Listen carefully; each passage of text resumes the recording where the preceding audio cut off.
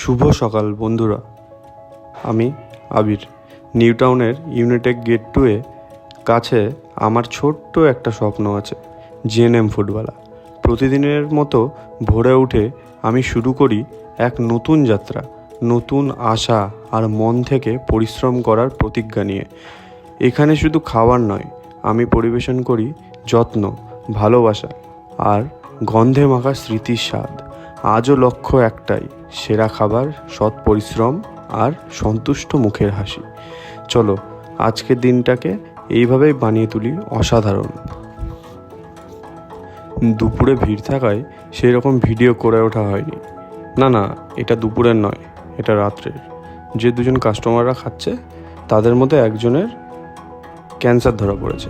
সেই জন্যই দেখো না আমার মায়ের মুখটা কীরকম কাঁদো কাঁদো হয়ে গেছে। মাদের মন কতটা সরল, তাই না?